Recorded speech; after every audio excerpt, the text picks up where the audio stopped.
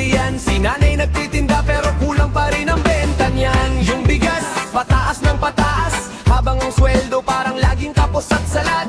Traffic na, mahal pa ng gasolina, pati sardinas parang ginto na sa mesa. Mga tao napapaing na lang sa gilid, habang pangako unti-unting nawawaglit. Hoy, pakinggan mo, sigaw ng bayan, pagod na kami sa paulit-ulit na dahilan. Hindi ito biro, hindi na biro, marami ng hirap na pilit tinatago.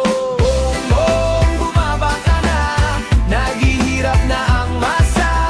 Hindi mo ba nakikita, luha ng Pilipinas? Bongbong, bumaba ka na, pagbabago'y nasan na? Bakit parang mas lumalala ang sugat nitong bansa? Si tatay namamasada magdamagan, pero kulang pa rin ang kita sa tahanan.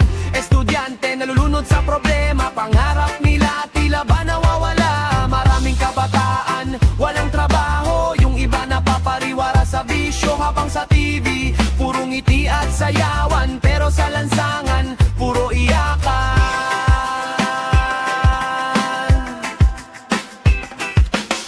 Hindi kailangan ng magarang salita, kung sikmura ng tao o'y wala nang laman pa. Hindi kami robot na tatahimik lang kapag mali na ang takbo ng bayan.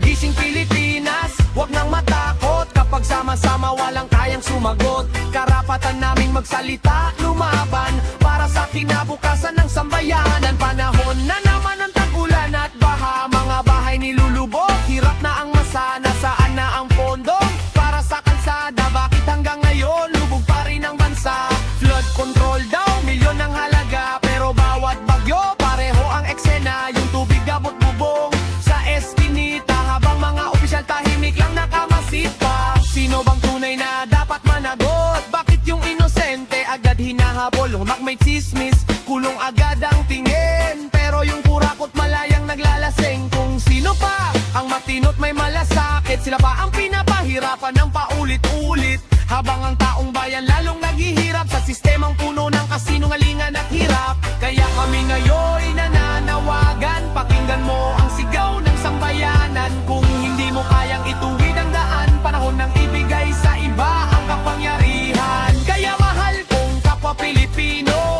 hanapin natin ang totoo, huwag matakot magsalita, para sa bayan nating sinta. Kung kailangan nating lumabas sa kalsada,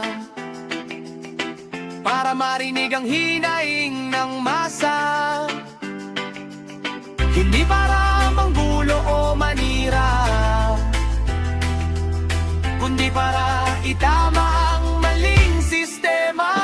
Baguhin ang Pilipinas ng may dangal, hindi yung bayan natin ay pinapabayaan. Marami